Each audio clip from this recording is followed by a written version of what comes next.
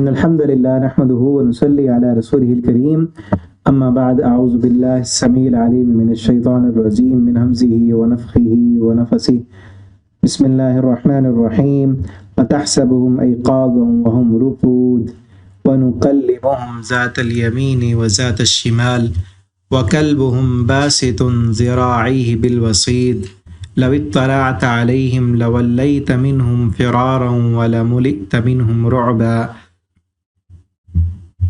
تفسیر القرآن کا سبق آج انشاءاللہ ہم سورۃ الکہف کا رکوع نمبر 3 پڑھیں گے۔ پہلے اس کا لفظی ترجمہ ہم دیکھتے ہیں انشاءاللہ، پھر اس کی تفسیر پڑھیں گے۔ وَتَحْسَبُهُمْ أَيْقَاظًا، اور آپ سمجھیں گے ان کو ایقاظاً کہ وہ جاگے ہوئے ہیں۔ ان کی حالت اور کیفیت ایسی تھی، اصحاب کہف کا واقعہ چل رہا ہے نا، مزید تفسیر میں ہم دیکھتے ہیں کہ وہ جاگے ہوئے ہیں، حالانکہ وہ ہم رکود، وہ سوئے ہوئے تھے۔ وَنُقَلِّبُهُمْ، اور ہم پلٹتے رہے انہیں، ذات الیمین دائیں جانب، وذات الشمال اور بائیں جانب، وَكَلْبُهُمْ اور ان کا کتا، باسطٌ پھیلائے ہوئے تھا، ذراعی اپنے دونوں بازو، بالوصید دلہیز پر، غار کی چوکھٹ پر، دروازے پر وہ اپنے ذراع اپنے ہاتھ پھیلا کر وہ بیٹھا تھا۔ لو اطلعت، اگر آپ جھانکیں علیہم ان پر، لولیت منہم تو آپ ضرور پیٹ پھیر لیں ان سے، فرارا بھاگتے ہوئے، ولملئت منہم رعبا اور آپ بھر دیے جائیں ان کی وجہ سے رعب سے۔ وکذالک بعثناہم، اسی طرح ہم نے اٹھایا انہیں، لیتساءلوا بینہم تاکہ وہ سب ایک دوسرے سے پوچھیں، سوال کریں آپس میں۔ قال قائل، کہا ان میں سے کہنے والے نے، منہم ان میں سے، کم لبثتم کتنی دیر تم ٹھہرے رہے؟ قالو انہوں نے کہا، لبثنا ہم ٹھہرے رہے، یومن ایک دن، او بعض یوم یہ دن کا کچھ حصہ۔ قالو انہوں نے کہا، ربکم تمہارا رب اعلم وہ خوب جاننے والا ہے، بما لبثتم اس کو جو تم ٹھہرے رہے ہو۔ فبعثوا پس تم بھیجو، احدکم اپنے میں سے ایک کو، بورقکم ھذی اپنے اس چاندی کے سکے کے ساتھ، الی المدینہ شہر کی طرف، فلینظر پس چاہیے کہ وہ دیکھے، ایھا ازکا طعاما ان میں سے کون سا زیادہ پاکیزہ ہے، طعامن کھانا، فلیأتکم پس چاہیے کہ وہ لائے تمہارے پاس، برزق کھانا، منہ اس میں سے، ولیتلطف اور چاہیے کہ وہ نرمی اختیار کرے، ولا یشعرن اور ہرگز نہ آگاہ کرے، بکم تمہارے بارے میں، احدا کسی ایک کو، انہم بے شک وہ، ان یظہروا علیکم اگر وہ سب اطلاع پا گئے، علیکم تم پر، یرجموکم تو وہ سب رجم کر دیں گے تمہیں، او یعیدوکم یا وہ سب لوٹا دیں گے تمہیں، فی ملتہم اپنے دین میں، ولن تفلحوا اور ہرگز تم نہیں فلاح پاؤ گے، اذن اس وقت، ابدا کبھی بھی۔ وَكَذَلِكَ أَعْثَرْنَا اور اسی طرح ہم نے مطلع کر دیا، علیہم ان پر، لِيَعْلَمُوا تاکہ وہ سب جان لیں، ان وعد اللہ حق کہ بے شک اللہ کا وعدہ سچا ہے، وَأَنَّ السَّاعَةَ اور بے شک قیامت، لا ریب فیہا کوئی شک نہیں اس میں، اذ یتنازعون جب وہ سب آپس میں جھگڑ رہے تھے، بینہم اپنے درمیان، امرہم ان کے معاملے میں، فقالوا تو انہوں نے کہا، ابنوا علیہم بنیانا بناؤ تم سب اس پر ایک عمارت، ربہم اعلم بہم ان کا رب خوب جاننے والا ہے۔ قال الذین کہا ان لوگوں نے، غلبوا جو غالب آئے، علی امرہم ان کے معاملے پر، انہوں نے کیا کہا، لنتخذن علیہم مسجدا کہ ہم ضرور اس پر ایک مسجد بنائیں گے، سیقولون ان قریب وہ سب کہیں گے، ثلاثۃ کہ وہ 3 تھے، رابعہم کلبہم چوتھا ان کا کتا تھا، وَيَقُولُونَ اور کچھ کہیں گے، خمسۃ کہ وہ 5 تھے اصحاب کہف اور چھٹا ان کا کتا تھا، رجمًا بالغیب یہ غیب میں جو ہے باتیں کرنا ہے، بن دیکھے بات کرنا ہے، وَيَقُولُونَ اور وہ سب کہیں گے، سبعۃ کہ وہ 7 تھے، وَثَامِنُهُمْ كَلْبُهُمْ 8واں ان کا کتا تھا، قل آپ کہہ دیجئے، ربی اعلم میرا رب خوب جاننے والا ہے، بعدتہم ان کی تعداد کو، ما يعلمهم نہیں وہ جانتے انہیں، الا قلیل مگر بہت کم، فلا تمار فیہم تو آپ نہ جھگڑیں ان کے بارے میں، الا مراء ظاہرا مگر جھگڑا سرسری، ولا تستفت فیہم اور نہ آپ پوچھیں ان کے بارے میں، منہم ان میں سے، احدا کسی ایک سے۔ یہاں تک یہ رکوع کمپلیٹ ہوا، اب اس کی تفسیر دیکھتے ہیں۔ اصحاب کہف کا واقعہ پیچھے چل رہا تھا، ہم نے پڑھا کہ وہ اصحاب کہف جو تھے، اصل وجہ یہ تھی کہ بادشاہ وہ بت پرست تھا اور وہ زبردستی ان کو اپنے مذہب میں لے کے آنا چاہتا تھا، اور یہ بت پرستی کی طرف نہیں آنا چاہتے تھے۔ انہوں نے اپنے ایمان بچانے کے لیے، اپنا دین، اپنا عقیدہ محفوظ رکھنے کے لیے اپنا گھر، اپنا کاروبار چھوڑا اور اس بادشاہ کے ملک سے ہجرت کی، اور راستے میں جو ہے ابھی کہیں جانا ہی تھا تو ایک غار، وہاں پہ جا کے تھوڑا سا آرام کرنے کے لیے، سستانے کے لیے وہ سو گئے اس غار میں۔ ٹھیک ہے، وہی بات یہاں بھی وہی ہے کہ غار میں اللہ تعالیٰ نے ایسے سلا دیا ان کو کہ باہر سے اگر کوئی دیکھتا تو دیکھنے سے پتہ چلتا کہ یہ ابھی کوئی سوئے ہیں بندے، اور ابھی یہ اٹھ کر واپس چلے جائیں گے۔ جس طرح مسافر آتے ہیں تو دیکھ کر دیکھنے والا باہر سے کہتا کہ یہ جاگ رہے ہیں اور ابھی نکل کر چلے جائیں گے، لیکن وَتَحْسَبُهُمْ أَيْقَاظًا، آپ ان کو سمجھتے، خیال کرتے کہ وہ جاگے ہوئے ہیں، حالانکہ وہ سوئے ہوئے تھے۔ اللہ نے کس طرح ان کی حفاظت کی، اور کتنا لمبے عرصے تک، تقریباً جو ہے 309 سال تک اللہ تعالیٰ نے ان کو سلائے رکھا۔ اور اب ایسے ہی سوئے رہے تو زمین، مٹی جو ہے وہ جسم کو کھا جاتی ہے۔ اللہ فرماتے ہیں ہم ان کو پلٹتے رہے، ان کے پہلو بدلنے کا بھی اللہ تعالیٰ نے انتظام کیا کہ ان کے پہلو بھی بدلتے رہے، تاکہ ایک ہی پہلو پہ سوئے ان کے جو ہے جسم وہ خراب نہ ہو جائیں، مٹی ان کے جسموں کو خراب نہ کرے۔ ذات الیمین، دائیں جانب اور بائیں جانب پہلو ہم ان کے بدلتے رہے۔ وَنُقَلِّبُهُمْ، اور ان کا کتا جو تھا وہ اپنے بازوؤں کو پھیلا کر غار کے منہ پر، وہ باہر کی طرف منہ کر کے بیٹھا ہوا تھا، پہرا دے رہا تھا۔ بعض مفسرین کہتے ہیں جب یہ جانے لگے، ان کا کتا ان کے ساتھ تھا تو انہوں نے روکا ان کو، اس کو بھگایا، لیکن وہ پھر آ گیا، پھر بھگایا، پھر آ گیا، تو آیا ان کے پیچھے، تو آ کر وہ بھی غار کے منہ پر وہ بیٹھ گیا۔ اور پھر ایسے تھا انداز ان کے سونے کا اور کتے کے بیٹھنے کا، ان کا حلیہ ایسے تھا، لو اطلعت علیہم، اگر آپ جھانکے ان پر تو آپ لولیت منہم فرارا، تو آپ تو بھاگ جائیں، آپ ان کو دیکھ کر پیٹ پھیر کر بھاگ جائیں، اور آپ ولملئت منہم رعبا، آپ کا دل ان کے رعب سے بھر جائے۔ اللہ نے ان کا رعب بٹھا دیا تھا۔ اور یہاں آپ صلی اللہ علیہ وسلم کو کہا جائے لو اطلعت، اگر آپ اطلاع پائیں۔ یہ نا ایک انداز بیان ہے کہ کسی سٹوری کو یا کسی کہانی کو اس انداز میں بتانا کہ جیسے اس کے سامنے ہو رہی ہے۔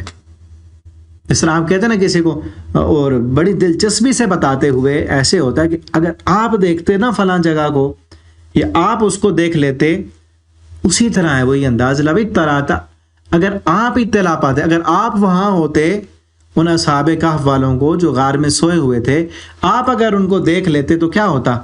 آپ بھی ڈر کے بھاگ جاتے۔ یعنی کوئی بھی اس وقت ان کو دیکھتا تھا تو ان کا ڈر اس کے دل میں آ جاتا تھا، تو دور سے لوگ دور سے چلے جاتے، وہاں غار کے قریب کوئی نہیں آتا تھا۔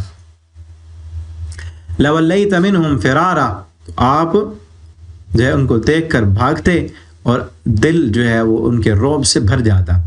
وَكَذَلِكَ بَعَثْنَاهُمْ، کئی عرصہ سلانے کے بعد اللہ تعالیٰ فرماتے ہم نے پھر ان کو اٹھایا لِيَتَسَاءَلُوا بَيْنَهُمْ، تاکہ وہ ایک دوسرے سے پوچھیں۔ اب اٹھے، ایک دوسرے سے پوچھنے لگے، قَالَ كَمْ لَقَائِلٌ، کہا کہنے والے نے، کم لبثتم، ہم کتنے دیر یہاں سوئے؟ قالوا، تو انہوں نے کہا لبثنا یومن، ہم ایک دن سوئے ہیں، یا دن کا کچھ حصہ سوئے ہیں۔ دیکھیں نا، اگر ہم رات کو سوئیں تو صبح ہوئی ہوتی ہے تو پتہ چلتا ہے کہ پوری رات سوئے ہیں۔ اگر دن میں سوئیں تو ایسے لگتا ہے دن کا کچھ حصہ، وہ دن کو سوئے تھے، ہو سکتا ہے پہلے ٹائم وہ سوئے ہوں، اور جب اٹھا اللہ تعالیٰ نے اٹھایا ان کو، اس وقت جو ہے عرصہ تو بہت گزر چکا تھا، لیکن دن کا اس وقت آخری حصہ ہو، تو انہوں نے کہا دن کا کچھ حصہ سوئے ہیں۔ جب سوئے تھے سورج ادھر تھا، اب سورج اس طرف ہے، تو اب کچھ دن، ایک دن یا آدھا دن ہم سوئے ہیں۔ اور پھر آخر کسی نے کہا ہوگا کہ زیادہ سوئے ہیں، نہیں کل سوئے تھے آج اٹھ رہے ہیں، تو انہوں نے کہا ربکم اعلم بہم، رب خوب جانتا ہے کہ کتنے دیر ہم سوئے۔ فبعثوا، اب جو ہے وہ ان کو بھوک لگی ہوئی تھی، کئی عرصہ تک تو اللہ نے سلائے رکھا، کروٹیں بھی بدلتے رہے، اللہ نے سارا انتظام ان کا کیا، حالانکہ چاہے سوئے بھی ہوں تو نیند میں بھی بھوک لگتی ہے نا، تو وہ اللہ کی حفاظت میں تھے، اللہ کی رحمت میں تھے۔ کہ ان کو بھوک کی وجہ سے بھی ان کی نیند نہیں کھلی، پیاس کی وجہ سے بھی نہیں کھلی، قضاء حاجت بھی ان کو ضرورت نہیں ہوئی، اللہ تعالیٰ نے ان کی ساری ضرورتیں پوری کر دیں، لیکن کئی عرصے کے بعد جب اٹھائے تو فوراً بھوک تھی، کھانے کی حاجت ہوئی، کہا کہ آپ بھیجو ایک بندے کو، بِوَرِقِكُمْ هَٰذِهِ، چاندی کی جو سکے اس وقت، اب ان کو تو 300 سال ہو چکے ہیں، سکے ان کے پاس تھے 300 سال پرانے بادشاہ کے، وہ جو دقیانوس بادشاہ تھا اس کے دور کے سکے ان کے پاس تھے چاندی کے، وہ سکے دے کر بھیجا الی المدینہ، فَلْيَنظُرْ أَيُّهَا، ان میں سے ایک بندے کو بھیجا۔ اب یہ دیکھیں نا، ان کا موحد جو تھے، آپس میں ٹیم ورک اور آپس میں اتفاق، کہ سب نے ایک کو امین بنایا، اور اپنے یہ نہیں کہ سارے گئے، اپنے اپنے پیسے اکٹھے کر کے اس کو دیے کہ تو جا کے لے، اور برابر کے دیے سب نے، چاہے کوئی کھانا کم کھاتا ہے زیادہ کھاتا ہے، برابر کا حصہ ملایا سب نے، ٹھیک ہے نا۔ حاضر المدین فَلْيَنظُرْ أَيُّهَا، اور پھر آگے دیکھیں فَلْيَنظُرْ أَيُّهَا أَزْكَىٰ طَعَامًا، کہ وہ جا کر ازکا، زیادہ پاکیزہ، صرف پاکیزہ نہیں، ازکا طعاما، بہت زیادہ پاکیزہ، جو اچھا کھانا ہو، صاف ستھرا کھانا ہو، وہ لے کے آئے۔ صفائی اور ستھرائی کی کتنی زیادہ اہمیت ہے، کھانا کھائیں تو اچھا، یہ نہیں کہ جو بھی آئے اوٹ پٹانگ چیزیں کھاتے رہیں۔ کھانے کا جسم کے ساتھ بڑا گہرا تعلق ہے، جسم جیسا کھانا کھائیں گے، اچھا کھائیں گے، اچھی خوراک کھائیں گے، صحت کے لیے مفید کھائیں گے، تو صحت مند جسم جب ہوگا تو عبادت کریں گے نا۔ حرام کھانے والے کی عبادت میں کبھی دل نہیں لگ سکتا۔ نبی اللہ تعالیٰ نے اسی لیے اپنے رسولوں کو کیا کہا، یا ایھا الرسل کلوا من الطیبات واعملوا صالحا، اے میرے رسولو، پاک کھانا ہے، طیب کھانا ہے، حلال کھانا ہے، پاک اور صاف ستھرا کھانا ہے، واعملوا صالحا، اور نیک عمل کرنے ہیں، ٹھیک ہے نا۔ تو اس لیے ہمیں بھی اپنے کھانے کو دیکھنا چاہیے، اچھا کھائیں، صاف ستھرا کھائیں۔ یہ نہیں ہے کئی لوگ جو ہے وہ ایسے بیکار کی چیزیں کھانے کو، اور ہلکی گھٹیا گلی سڑی چیزیں، وہ کھانے کو تقویٰ سمجھتے ہیں اپنے لیے۔ یہ کہیں نہیں ہے، اللہ نے نہیں کہا کہ تم جو ہے خراب چیزیں کھاؤ، اچھا کھائیں، صحت کے لیے مفید کھائیں۔ ہاں یہ کہ ضائع نہ کریں، یہ نہ ہو کہ آپ کو جتنا ضرورت ہے اس سے زیادہ آپ لے لیں، ایسے نہ ہو، فضول خرچیاں نہ کریں، جتنی ضرورت ہے اتنا، لیکن صاف ستھرا ہونے چاہیے۔ اور صاف ستھرے میں سب سے پہلی چیز جو ہے وہ یہ ہو کہ حلال کا ہو، حرام چیز نہ کھائیں۔ ایک ہے حرام چیز جیسے شراب ہے، سور کا گوشت ہے، خنزیر ہے، حرام چیز مردار ہے، وہ حرام ہے، وہ بھی نہیں کھانی۔ اسی طرح حرام پیسوں سے خریدا ہوا اگر بکرا ہے تو وہ بھی حرام ہے۔ دیکھیں خنزیر کوئی نہیں کھاتا، لیکن حرام کے پیسوں سے خریدا ہوا بکرا وہ کیسے حلال ہو گیا؟ وہ بھی تو حرام ہے۔ رشوت کے پیسوں سے جو ہے وہ قورمے کھانا، اور رشوت کے جو ہے پیسوں سے عیاشیاں کرنا، بتھا لینا اور فراڈ کرنا، 2 نمبری کرنا، یہ کہاں سے حلال ہے؟ وہ بھی تو ویسے ہے نا۔ اسی لیے کہا کلوا من الطیبات، ہے رسولوں کی جماعت، حلال کھانا ہے، اور پھر واعملوا صالحا، اچھے عمل کرنے ہیں۔ اسی لیے اپنے کھانے کو دیکھیں، ایک تو کمائی حلال کی ہو، دوسرا جو چیز کھائیں وہ حلال ہو، اور اس کے ساتھ ساتھ صاف ستھری بھی ہو، پاکیزہ بھی ہو، زیادہ اچھی ہو، جو صحت کے لیے مفید ہو۔ ایک چیز حلال پیسوں سے بھی آپ نے لی ہے، وہ جو ہے حرام بھی نہیں ہے، چیز بھی ہے جو ہے پاک ہے، صاف ستھری ہے، لیکن صحت کے لیے وہ مفید نہیں ہے۔ اس وقت کئی چیزیں جو ہے ہمارے کھانوں میں، فاسٹ فوڈ جو ہے صحت کے لیے نقصان ہے، اور یہ لیز، نمکو، پاپڑ، یہ جو ہے، اور پھر پتہ نہیں کیا کچھ بچوں کو کھلایا جا رہا ہے آج کل، جو صحت کے لیے بالکل نقصان ہے، فائدے والی چیزیں نہیں ہیں۔ ان چیزوں سے بچیں اور کوشش کریں کہ وہ چیز کھائیں جو اللہ نے پیدا کی ہوئی ہے، جو نیچرل چیزیں ہیں، فروٹ کھائیں، سبزی کھائیں، گوشت کھائیں، دودھ پئیں۔ سب سے بہترین خوراک جو ہے دودھ ہے، کھجور ہے، اللہ کی پیدا کی ہوئی چیزیں، آرگینک جو ہے فوڈ وہ کھائیں، تاکہ آپ کے جسم کو بھی طاقت ملے. طاقت جسم کو ملے گی تو اس کو طاقتور جسم اللہ کے دین کے لیے کچھ کام کرے گا، عبادت کرے گا. اگر اچھی خوراک کھائیں گے تو اچھا ذہن بنے گا. اچھی خوراک کھائیں گے نا، اچھا ذہن تب بنے گا، اچھی صحت تب ہوگی، اچھی عبادت تب ہوگی. بڑا گہرا تعلق ہوتا ہے مزاج کے ساتھ، انسان کی طبیعت کے ساتھ خوراک کا. اب ایسی خوراک، اور پھر اگلی چیز یہ بھی ہوتی ہے خوراک کھا کھا کے اپنے شادی پہ گئے. کئی دفعہ شادیوں پہ آج کل تو سیزن ہے نا، کوشش کرتے ہیں کہ نہ جائیں، لیکن پھر بھی دوست احباب رشتہ دار وہ جانا پڑتا ہے. وہاں پہ دیکھ کے حیران ہوتے ہیں کہ اتنا کھا رہے ہیں، کیا کریں گے؟ کبھی نہیں دیکھا کھانا. کئی لوگوں پہ حیرت آتی ہے، یار اتنا تم نے ڈال لیا، اور پھر آدھے سے زیادہ ضائع کر دیتے ہیں. پھر کھا کھا کے پتہ نہیں، جتنا زیادہ کھایا ہوتا ہے نا اتنا زیادہ دماغ سن ہو جاتا ہے. اتنا کھائیں جتنا آپ کے پیٹ میں جگہ ہے. شریعت نے کیا بتایا؟ آپ صلی اللہ علیہ وسلم نے فرمایا پیٹ کا ایک حصہ کھانے کے لیے، ایک پانی کے لیے، ایک سانس لینے کے لیے. اور ہم فل کر لیں گے کھانے سے، پورا ایک لقمے بھی کی بھی گنجائش باقی نہیں رہنے دیں گے. اور پانی جو ہے وہ ادھر ادھر آ جائے گا، سانس پھر اوکھے ہوں گے. ایسے نہ کریں، اپنے کھانے کا بھرپور خیال رکھیں. اور ایسے یاد رکھیں زیادہ کھانے سے ذہن بھی مفلوج ہوتا ہے، جسم بھی سست ہوتا ہے. اور ایسا بندہ جتنا زیادہ کھائے گا اتنا ہی زیادہ سوئے گا، پھر اتنا ہی زیادہ سست ہوگا، اس کو نیند چڑھی ہوگی، دماغ کام نہیں کرے گا اتنا. ایواز کا طعام، کم کھائیں، اچھا کھائیں، صحت کے لیے مفید کھائیں، پاکیزہ کھائیں، حلال کا کھائیں. اور پھر اسی طرح ازکا، پاکیزہ اور صاف ستھرا کھائیں. پہننے میں بھی صاف ستھرا ہو، آپ کی رہائش، آپ کا گھر وہ بھی صاف ستھرا ہونا چاہیے. اور گھر کی صفائی میں، کھانے کی صفائی میں عورت کا بڑا بہترین کردار ہے، زبردست. گھر کی صفائی عورت نے کرنی ہے، اچھا کھانا بنانا عورت کی ذمہ داری ہے. اور یہ مزاج پہ ہوتا ہے، وہ گھر سے پتہ چلتا ہے. گھر کو دیکھ کر، صفائی ستھرائی دیکھ کر، کھانا دیکھ کر کہ اس گھر کی عورتیں کتنی سلجھی ہوئی ہیں، کتنی اچھے مزاج والی ہیں. گھر کی صفائی دیکھ کر، گھر کا جو ہے ان کے ہاتھ کا پکا ہوا کھانا دیکھ کر، ان کے بچوں کی صفائی دیکھ کر، ان کے کپڑے دیکھ کر، ٹھیک ہے نا. تو صفائی کو پسند کریں.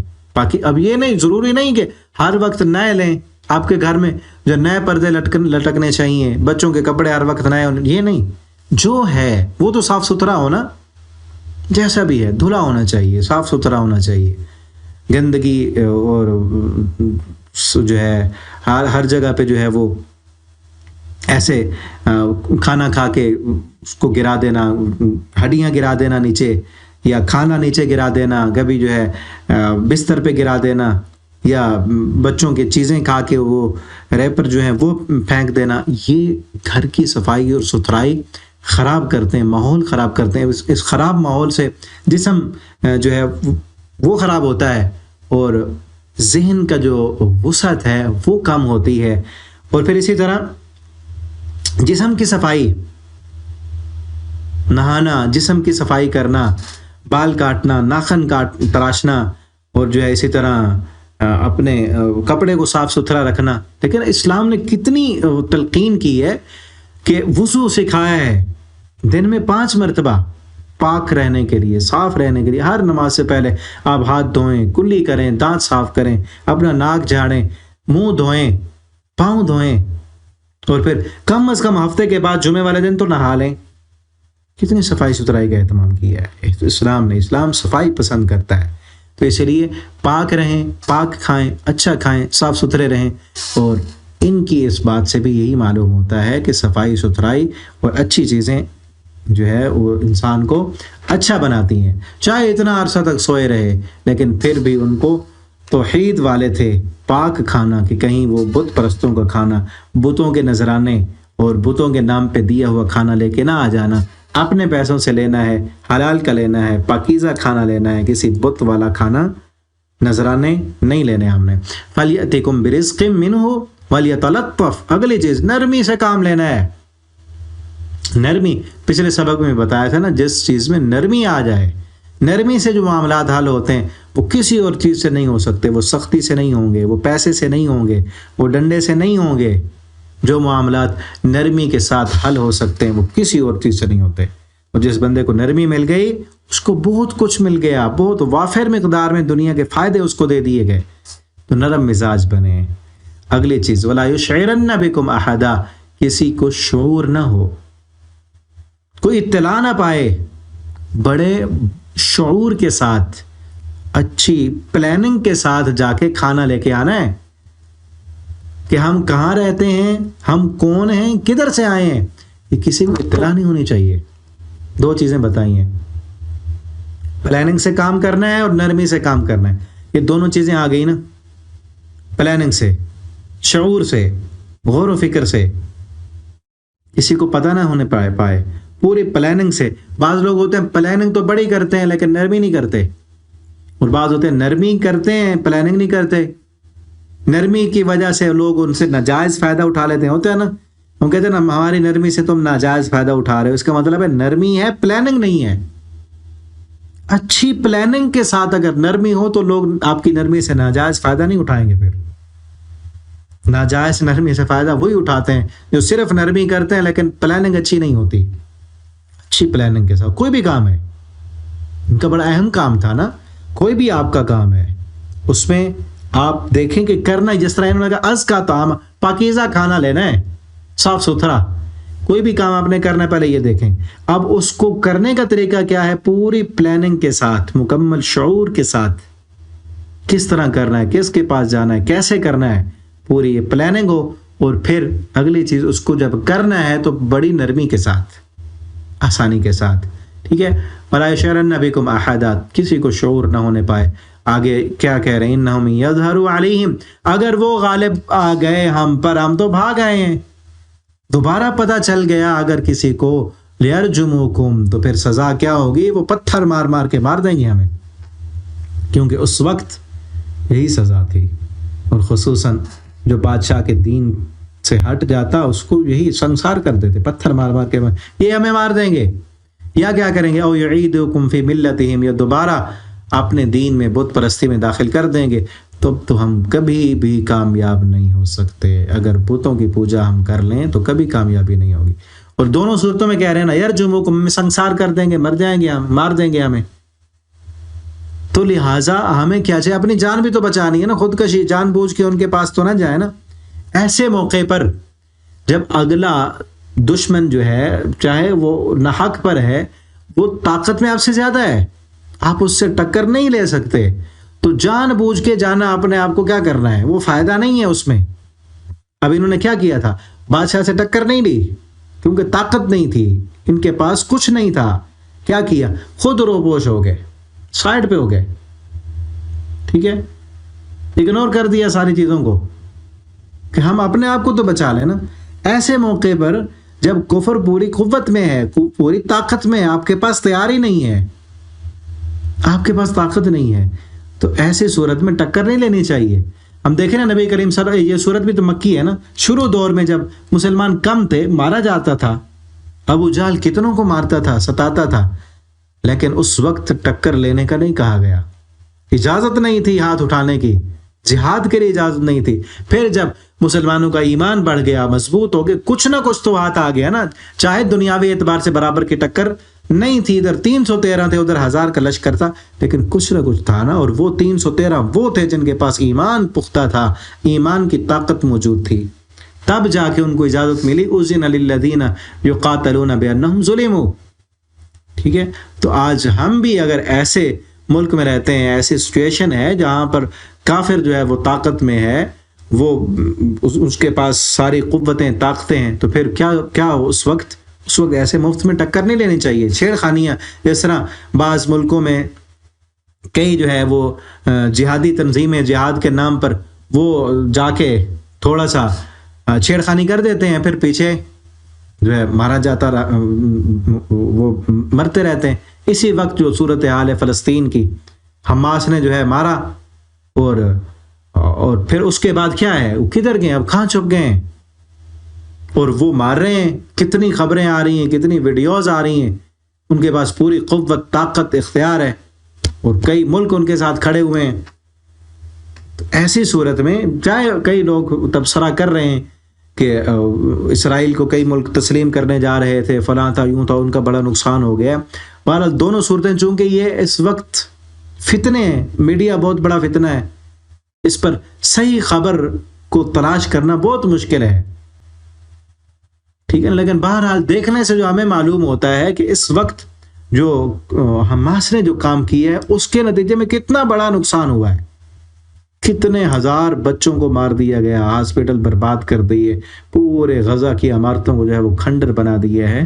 تو بہتر یہ تھا کہ جب کفر طاقت میں، آپ کے پاس طاقت ہی نہیں، مسلمان متحد ہی نہیں، جہاد تو اصل یہ ہے نا اس وقت کہ انہوں نے غاصب اسرائیلی فوجی مسلمان ملک مل کر فلسطینیوں کو، بھی مسلمان بھائی ہیں نا ہمارے، ان کا حق واپس دلائیں، ورنہ بائیکاٹ کریں، سارے مسلم ملک مل کر اسرائیل کی مصنوعات کا بائیکاٹ کریں، ان کے ساتھ جو ہے اقتصادی بائیکاٹ کریں، ان کے پاس ان کے جو جن ملکوں میں سفیر ہیں ان کے سفیر بدر کریں، دوسرے ملکوں پر پریشر ڈالیں، دباؤ ڈالیں، جو اس وقت اصل جو جس طاقت کے ساتھ کام کرائے جاتے ہیں اس طرح کریں، بجائے اس کے کہ وہ چند بندے، وہ چاہے جتنے بھی ہوں، وہ مل کر ان کو اگر تنگ کریں گے پھر تو یہی حال ہوگا نا، کتنے مسلمان شہید ہو گئے۔ یہیں سے کیا ملتا ہے ہمیں کہ جب دشمن اتنی بڑی طاقت میں ہو اور آپ کے پاس کچھ بھی نہیں، اس طرح کی تیاری نہیں، اور پھر اب یہ تو نہیں ہے کہ بدر والے صحابہ کرام جیسا ایمان آج ہو، ویسا ایمان بھی نہیں، کمزور ہیں ہم، تو پھر ایسے دشمن سے ٹکر لینا اپنے آپ کو مروانے والی بات ہے۔ وَكَذَلِكَ أَعْثَرْنَا عَلَيْهِمْ، اور اسی طرح ہم نے مطلع کر دیا علیہم، ان پر، لِيَعْلَمُوا، پھر کیسے اطلاع پائی انہوں نے جب گئے بازار میں کھانا لینے کے لیے، اور پہلے تو نہیں پہچان سکے کیونکہ بڑی پلاننگ کے ساتھ اور بڑی نرمی کے ساتھ معاملہ کیا، جب کھانا لے لیا، پیسے دیے تو سکے تھے پرانے 300 سال، اب وہ دکاندار دیکھ کے بڑا حیران رہ گیا کہ یہ کیا، یہ پیسہ کہاں سے آیا؟ اس نے سمجھا شاید اس کو کوئی پرانا خزانہ ملا ہے دفن شدہ، پھر جو ہے اس نے دوسرے دکان والے کو دکھایا پیسہ، اس نے دوسرے کو، ایسے چلتے چلتے پھر نام پوچھا، نام کیا ہے؟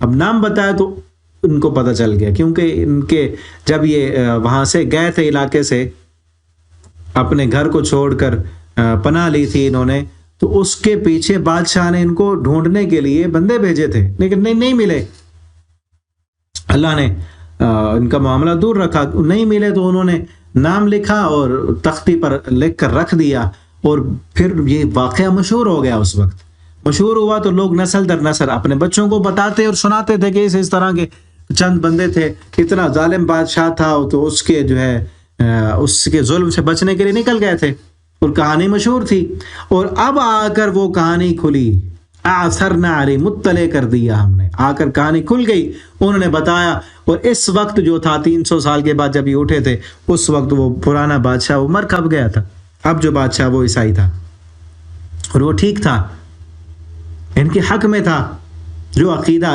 توحید والا تھا، جو عقیدہ ان کا تھا اس کا بھی وہی۔ اب اس نے بادشاہ نے باقاعدہ پروٹوکول کے ساتھ شاہی مہمان بنا کر ان کو بلایا، اب یہ گئے، جب انہوں نے پورا واقعہ سنایا، پھر وہ بادشاہ بھی اور دوسرے لوگ بھی سارے مل کر آئے کہ ہمیں دکھاؤ وہ جگہ کہاں ہے، اور اس جگہ کے پاس آئے، غار میں آئے، غار دیکھی انہوں نے، اور پھر یہ جو سب تھے یہ بھی ملے، دوبارہ جا کر اس غار میں سوئے، اور اللہ تعالیٰ نے ان کو پھر حقیقی معنوں میں موت دے دی۔ لِيَعْلَمُوا، یہاں کہ یہ کیوں اتنا واقعہ دکھایا، لِيَعْلَمُوا أَنَّ وَعْدَ اللَّهِ حق، تاکہ وہ سب جانیں کہ اللہ کا وعدہ حق ہے۔ کون سا وعدہ؟ ایک یہ وعدہ کہ ہم اپنے ایمان والوں کی حفاظت کرتے ہیں، جو ہمارے لیے کچھ چھوڑتا ہے ہم اس کو ضائع نہیں ہونے دیتے پھر، اور دوسرا یہ وعدہ کہ جس طرح یہ مر کر 300 سال نیند ان کو آنے کے بعد ہم نے دوبارہ اٹھا لیا ہے، اسی طرح فوت ہونے کے بعد بھی ہم تمہیں دوبارہ اٹھانے پر قادر ہیں۔ جو رب 300 سال تک اس زمین پر انسان کو جو ہے سلا کر دوبارہ اٹھا سکتا ہے، وہ مرنے کے بعد بھی دوبارہ اٹھا سکتا ہے، تاکہ وہ دوبارہ اٹھنے کا وعدہ اس پر یقین ہو جائے۔ وَأَنَّ السَّاعَةَ لَا رَيْبَ فِيهَا، اور قیامت کے آنے میں کوئی شک نہیں ہے، ٹھیک ہے۔ اِذْ يَتَنَازَعُونَ بَيْنَهُمْ أَمْرَهُمْ، جب وہ آپس میں جھگڑ رہے تھے، وہ جھگڑا کیا ہے؟ فَقَالُوا ابْنُوا عَلَيْهِمْ بُنْيَانًا، وہ بعض کہنے لگے کہ ہم اس پر، ان کی جو جہاں پر وہ سوئے اس غار پر ہم عمارت بناتے ہیں۔ ربهم اعلم بهم، آپ کا رب خوب جانتا ہے۔ قال الذین غلبوا علی امرہم، ان لوگوں نے کہا جو ان کے معاملے پر غالب آئے، انہوں نے کہا ہم اس پر مسجد بناتے ہیں۔ اب جھگڑا یہ تھا، کچھ کہتے ہیں مسجد بناتے ہیں، کچھ کہتے ہیں نہیں عمارت بناتے ہیں۔ بعض مفسرین کہتے ہیں ان کا جھگڑا جو ہے وہ ان اصحاب کہف کی تعداد پر تھا، ٹھیک ہے، مختلف آراء ہیں۔ اور یہاں سے نا کچھ لوگ کہتے ہیں کہ وہ ان کے جو مزار تھا وہاں پہ انہوں نے مسجد بنا لی، تو ہمارے لیے مسجد بنانا جائز ہے، جبکہ یہ کام ان کا یہ درست نہیں تھا۔ وہ تو سو گئے، انہوں نے ان پر مزار بنایا جو بنایا۔ ہمارے پیارے پیغمبر صلی اللہ علیہ وسلم نے ہمیں کیا تعلیمات دی ہیں؟ آپ صلی اللہ علیہ وسلم نے اپنی وفات سے چند دن پہلے یہ کہا لعن اللہ الیہود والنصارى اتخذوا قبور انبیائہم مساجدا، اللہ یہودیوں اور عیسائیوں پر لعنت کرے، انہوں نے انبیاء کی قبروں کو مسجد بنا دیا، سجدہ گاہ بنا دیا۔ قبروں پہ سجدہ نہیں کرنا، ٹھیک ہے۔ اور اسی طرح آپ صلی اللہ علیہ وسلم نے فرمایا زمین ساری کی ساری مسجد ہے، مگر قبرستان جہاں پہ قبر ہو وہ جگہ مسجد نہیں ہے، وہاں نماز نہیں پڑھنی، کہ تو اس لیے یہ تو ان کا کام ہے نا۔ وہ لوگ جو تھے، وہ تو جو اللہ کے نیک ولی تھے اصحاب کا، وہ تو سو گئے، انہوں نے تو نہیں کہا کہ مسجد بناؤ۔ جو اوپر غالب آئے، جس طرح آج کل ہمارے ملک پاکستان میں چل رہا ہے، نیک وہ بزرگ ولی جو اصل دین کی تبلیغ کرنے والے، وہ کب کے فوت ہو گئے، اور پیچھے والے اپنے کاروبار چمکانے کے لیے انہوں نے مزاریں اور دربار کھڑے کیے ہیں۔ اور پوری جس طرح فیکٹریوں کی کمائی ہوتی ہے نا، اسی طرح ہمارے پاکستان میں فیکٹریوں جتنی کمائی، ایک جو ہے وہ مل کی اتنی کمائی نہیں ہے، فیکٹری کی اتنی کمائی نہیں ہے جتنی کمائیاں یہ جو ہے مزار اور دربار اور خانقاہوں پہ ہو رہی ہیں، اور اسی لیے کر رہے ہیں سارے۔ سیقولون ثلاثۃ رابعہم، ان قریب وہ کہیں گے کہ وہ 3 تھے، چوتھا کتا تھا، 5 تھے اور چھٹا ان کا کتا تھا۔ اللہ فرماتے ہیں یہ غیب کی خبریں ہیں، ایسے جو ہے بن دیکھے باتیں کرتے ہیں، ان کو حقیقت کا نہیں پتہ۔ اور کچھ کہیں گے 7 تھے اور 8واں ان کا کتا تھا۔ تو اصل نا یہ یہاں بتانا یہ مقصود ہے کہ بے مقصد باتوں میں بات نہ کریں جس چیز کا پتہ ہی نہیں، علم ہی نہیں۔ اب جتنے تھے اللہ زیادہ جانتا ہے ان کی تعداد کو، اور پھر یہ کہا ما یعلم، ان کی تعداد نہیں جانتے الا قلیل، مگر بہت تھوڑے لوگ جانتے ہیں۔ عبداللہ ابن عباس کہتے ہیں کہ میں جانتا ہوں ان کی تعداد کتنے تھے، اور وہ یہاں سے لیتے ہیں کہ اللہ نے نا کہا کہ وہ 4 تھے، 5واں کتا تھا، 5 تھے، چھٹا کتا تھا، یہ غیب کی خبریں۔ لیکن 7 وثامنہم یہ الگ سے ہے، یہاں پہ نہیں کہا کہ غیب ہے، ٹھیک، یہاں نہیں کہا رجمن بالغیب۔ تو وہ 7 تھے اور 8واں ان کا کتا تھا۔ یہاں سے جو ہے اندازے انہوں نے اپنا موقف بیان کیا ہے جو بہتر لگتا ہے۔ بہرحال جتنے بھی تھے اللہ کے ولی تھے، اللہ کے لیے انہوں نے قربانی دی، اور اللہ نے ان کو دنیا والوں کے لیے بطور نصیحت کے، بطور سبق کے واقعہ بیان کیا ہے کہ اللہ کے لیے کچھ کرو تو اللہ تعالیٰ دنیا میں بھی تمہارا ذکر خیر، اچھا تذکرہ باقی لوگوں میں چھوڑ دیں گے۔ دیکھیں اس وقت اب تو کئی ہزاروں سال گزر گئے نا، کئی اور لوگ تھے، کسی کا اور تذکرہ نہیں ہے، ان کا تذکرہ قرآن میں قیامت تک موجود رہے گا، ٹھیک ہے نا۔ تو ہم بھی وہ کام کریں اللہ کے لیے کہ ہمیں دنیا والے بھی یاد کریں، اور اللہ رب العالمین بھی ہمیں اپنی طرف سے دنیا میں بھی اچھا مقام دے، اللہ آخرت میں بھی ہمیں اپنی جنتوں کا مہمان بنا دے، ٹھیک ہے۔ تو یہاں تک یہ رکوع ہمارا کمپلیٹ ہوا، آگے انشاءاللہ ہم اگلے سبق میں پڑھیں گے۔ اللہ رب العالمین ہمیں اپنے ایمان کو مضبوط کرنے کی اللہ ہمیں توفیق دے، اللہ ہمیں وہ کام ہم سے کرائے جو کام اللہ کو راضی کرنے والے، اللہ کی جنت کے ہمیں قریب کرنے والے ہوں، اللہ ان کاموں سے ہمیں بچا لیں جو کام اللہ کو ناراض کرنے والے اور اللہ کی جہنم کے قریب کرنے والے ہیں۔ بارک اللہ لی ولکم فی القرآن العظیم ونفعنی وإیاکم فی الآیات والذکر الحکیم۔ آخر دعوانا الحمد للہ رب العالمین۔